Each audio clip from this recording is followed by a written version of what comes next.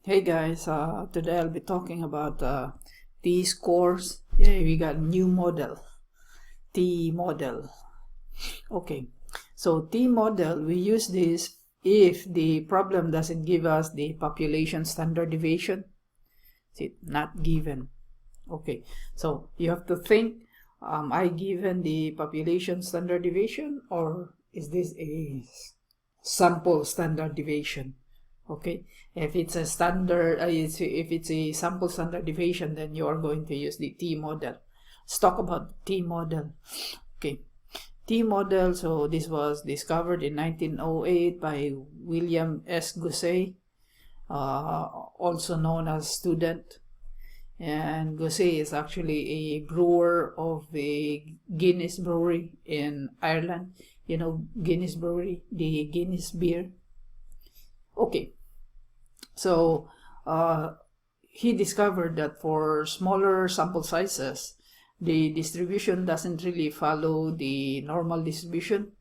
It follows also a unimodal and symmetric distribution, but it's slimmer. See this one? It's slimmer and has thicker tails. Okay. Okay, the dash line is the, if you wanna take a look at that one, the dash line is the normal model. The slimmer one, this one is inside is the T model.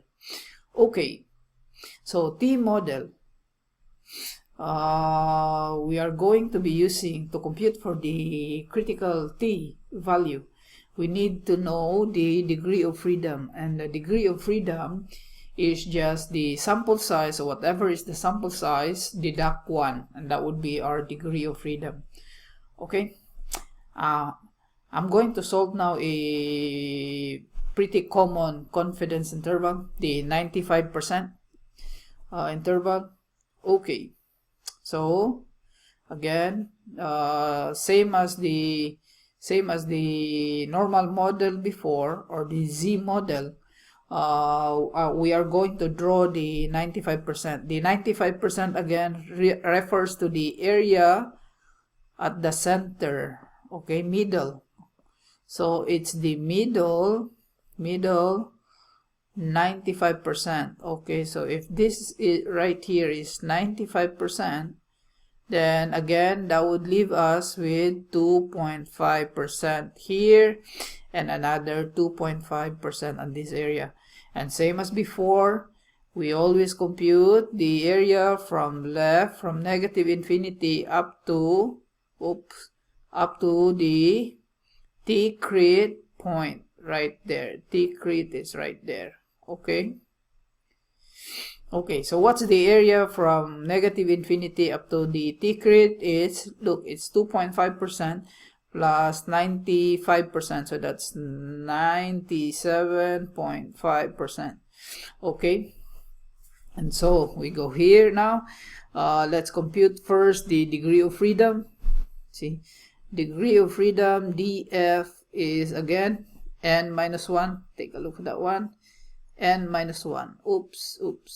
Okay, n minus 1, and so that would be 15 minus 1, or 14. Okay, so our T crit, T crit, subscript 14, you write it this way, by the way, is going to be, again, before we use the inverse normal, inv-norm function.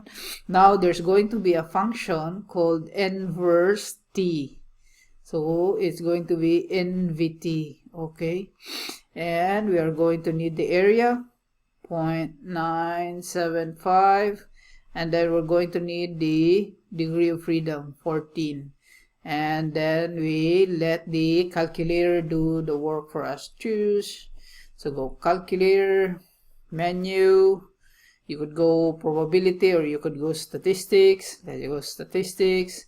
Go distributions, and then look, number 6, it's inverse T, NVT. Then it's asking for the area is 0.975, and then the degree of freedom is 14. Choose 14. Oops. Let me move the cursor right there. Oops. And backspace, and then we hit OK. So the take rate with degree of freedom 14 is going to be 2.145. Okay, so we'll go back to let's answer it.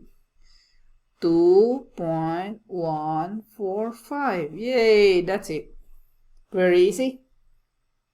Okay, before I leave, when you compute this, see, this is also 95%. I want you to notice, see, this one is a bigger sample than 15. Okay, I want you to notice what happens to the t-crit when the sample size is big. The idea is as the sample size increases, the t value become closer to normal or z values. Yay! Ciao! Bye bye.